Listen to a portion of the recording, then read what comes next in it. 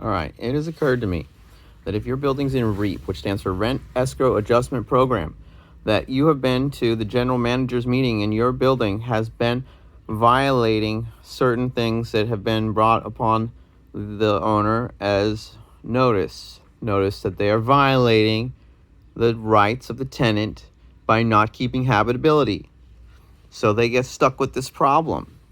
The money in REAP, the Rent Adjustment Program, is sent in by the tenant at a percentage of what their rent would normally be. If your rent's $400,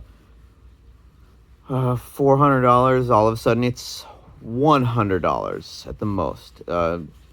In our case, at least, we're 95% violation ratio.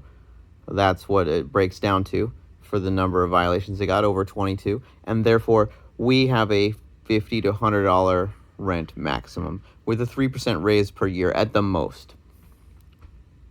So, where am I going with this? REAP. If your building's in REAP, the landlord can only collect a very, very small percentage. And that money first goes to the city through the city's program called REAP, through the HCDILA, Housing Commission Investment Development Department.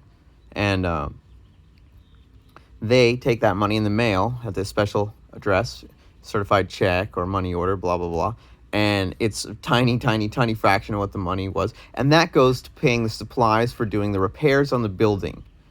So our building has been in REAP since what year, Jackalope? 2017? No, before that. 2004 or 5. Oh, okay. Or 6. Yeah, that's right. Way before Ruben Pina. Yeah. It was like under Fred Medell. Yeah. So our building's been in REAP under its owner.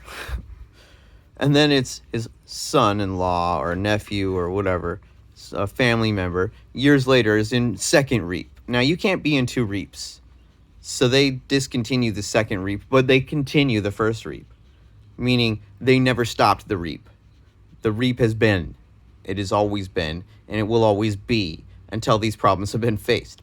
Now, they also declared this place habitable, but some Schneider guy, Steve Schneider, he's a scam artist. He comes in and tries to get the place on the vacated list by saying it's uninhabitable. So an inspector comes out and says, you're a liar. Place is habitable, but it has violations up the wazoo.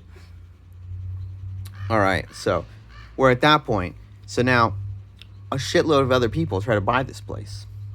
And the lender, of certain instances, many times over, has sold the place repeatedly, knowing all of this fair and well. So you're asking yourself, what am I saying? Well, what am I saying is that if you can only collect $100 a month on a place that you as a lender try to say is worth $100 a day, a $3,000 value supposedly, that you're losing $2,900 on, then you can't meet rent assignments for your loan that you've lended. That means the person borrowing money from you could never actually meet the demands of the loan and then would for sure be foreclosed upon. You would never assign them the loan. You'd never give them the money. Your title company would never insure you. None of these things would actually be real. Nobody in their right fucking mind would actually give money out like this unless they had a scam in mind. Unless they were going to lose money for title insurance scams, if they were going to take money on hard money lending that was specifically take, and screw everybody over, if they were a real property fraudster, if they were a bank fraudster, they call those banksters. If they were anybody at all, the broker wanting to collect money on his commission, wanting to take the extra on asking for more money than was necessary for construction loans, from the construction company that's actually just trying to bind it up in